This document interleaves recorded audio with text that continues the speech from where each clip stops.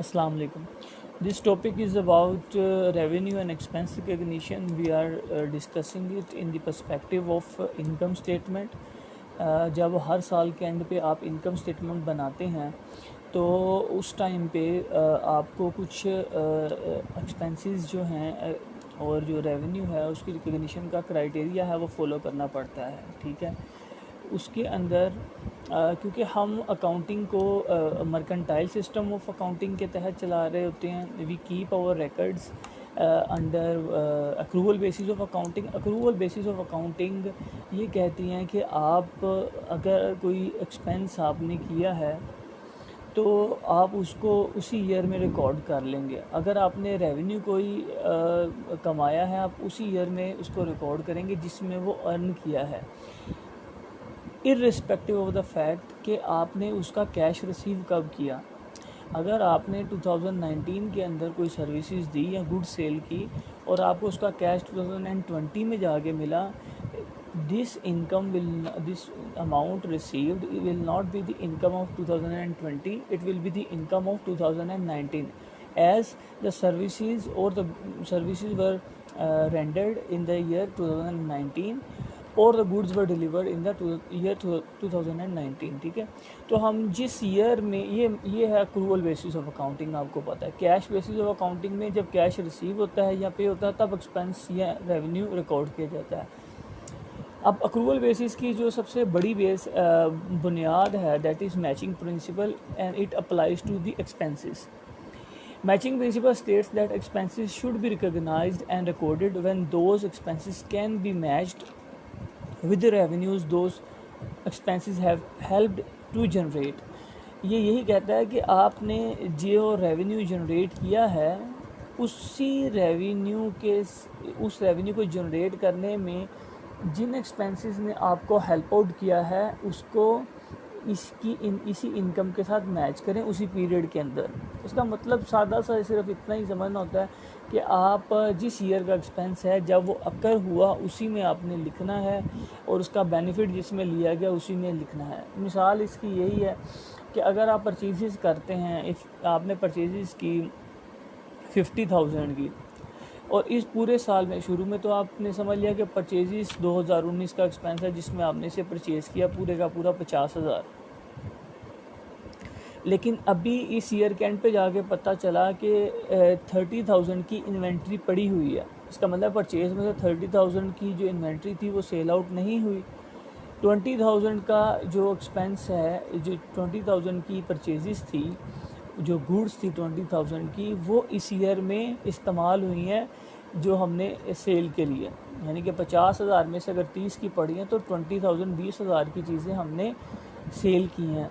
और वो फ़र्ज़ करें हमने अगर 1 लाख रुपए की सेल की हैं तो रेवेन्यू इस पीरियड का था 100,000 और इस पीरियड का एक्सपेंस कितना है 20,000, not 50,000, because of the fact that only goods of 20,000 have been used to produce a revenue of ₹100,000। तो यही वो कहता है कि मैच करें उस रेवेन्यू को, किसी भी रेवेन्यू को जो कि यहाँ पे 100,000 है, उन एक्सपेंसेस के साथ जिन्होंने इसको हेल्प आउट किया है जनरेट होने में। तो इस 100,000 को जनरेट होने में 20,000 ने हेल्प किया है, 30,000 की जो चीज़ें पड़ी हैं उन्होंने नहीं किया, ठीक है, और ना ही पूरे के पूरे 50,000 ने। That is the concept of matching concept.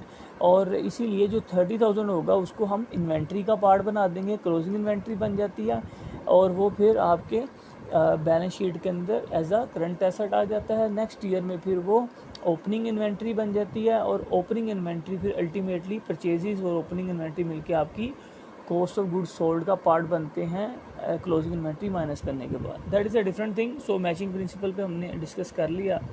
इसकी हम अगर देखते हैं एप्लीकेशन तो मुख्तलिफ जगह पे आती है। उसमें से एक वेरी इंपॉर्टेंट जो कॉन्सेप्ट है वो है डेप्रिसिएशन। डेप्रिसिएशन के डिफरेंट मेथड्स होते हैं, जैसे कि आपको पता है स्ट्रेट लाइन मेथड, इसको फिक्स्ड इंस्टॉलमेंट मेथड भी कहते हैं, ओरिजिनल कॉस्ट मेथड भी कहते हैं। There are different names of it। and declining balance method, again this is also called diminishing balance method, written down value method, reducing balance method। इसके अलावा भी मुख्तलिफ मेथड्स हैं लेकिन यही दो हैं जो हम डिस्कस करेंगे अभी। इसके अलावा जो मेथड्स हैं वो सम ऑफ डिजिट्स मेथड है, माइलेज मेथड है, डबल डिक्लाइनिंग, इस तरह डिफरेंट मेथड्स हैं। स्ट्रेट लाइन मेथड के अंदर जो डेप्रिसिएशन है वो कैलकुलेट की जाती है ओरिजिनल प्राइस के ऊपर ओवर द ईयर, फिक्स रहती है हर दफ़ा। आपने एक एसेट था वो 100,000 का ख़रीदा, 1,00,000 रुपये का आपने एसेट ख़रीदा और आपने एस्टिमेट ये किया कि इसकी जो लाइफ है वो 5 साल है।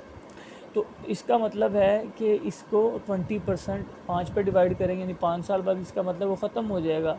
तो 20% इसका रेट ऑफ डेप्रिसिएशन बनता है, 5 पे डिवाइड करें, ठीक है, तो वो 20 आ जाएगा आपका, ठीक।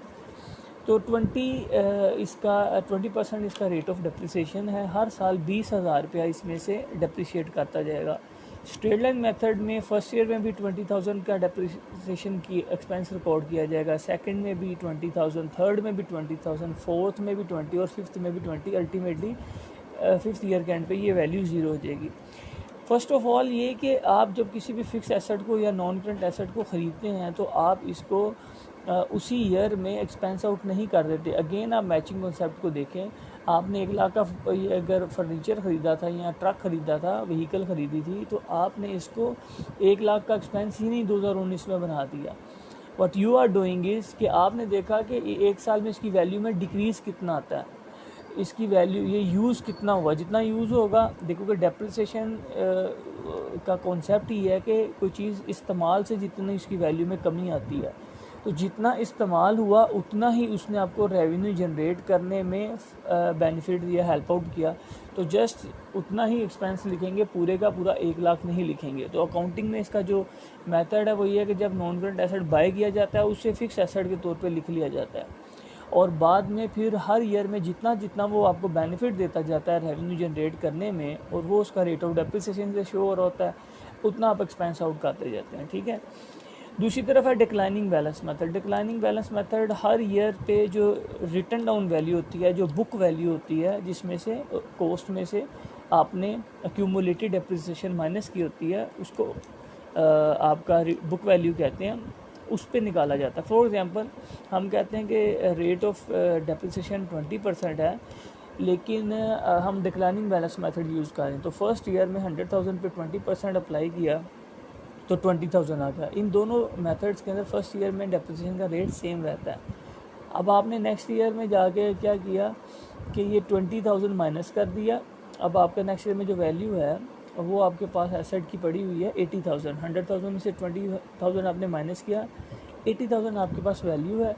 अब इस 80,000 पे नेक्स्ट टाइम 20% कैलकुलेट होगा। सेकेंड ईयर की जो डेप्रिसिएशन है वो 16,000 आ जाएगी। फर्स्ट ईयर में 20,000 आई, सेकेंड ईयर में 16,000 आ गई। जबकि स्ट्रेट लाइन मेथड में हर ईयर के अंदर ये 20,000 ही रहेगा। अब फाइनेंशियल एनालिसिस के में इसका क्या हमने इसको देखना है, and why are we discussing it over here, वो इसलिए कि जब आप फाइनेंशियल एनालिसिस कर रहे हैं तो आपने देखना है कि क्या डेप्रिसिएशन के मेथड्स के अंदर कंसिस्टेंसी यूज़ की गई है। नंबर 1 कि are the methods whatever the method is use for each class of asset is consistent over the years. As you know that financial statements are issued in comparatives. 2 साल का data publish किया जाता है। अगर last year में आप ये देख सकते हैं कि स्ट्रेट लाइन मेथड यूज़ हुआ था, इस ईयर में अगर डिक्लाइनिंग बैलेंस मेथड यूज़ हो जाए तो ओबियसली इस ईयर का एक्सपेंस लास्ट ईयर से कम नज़र आ रहा होगा आपको, और आप इसमें इंटरप्रिटेशन अपने एक्सपेंसेस की गलत कर जाएंगे। डेप्रिसिएशन का एक्सपेंस आपकी इनकम स्टेटमेंट के अंदर ऑपरेटिंग एक्सपेंसेस में आपको नज़र आ रहा होगा, और आप ये समझेंगे कि इस ईयर के ऑपरेटिंग एक्सपेंसेस कम हो गए for example. So that is not providing you correct understanding. It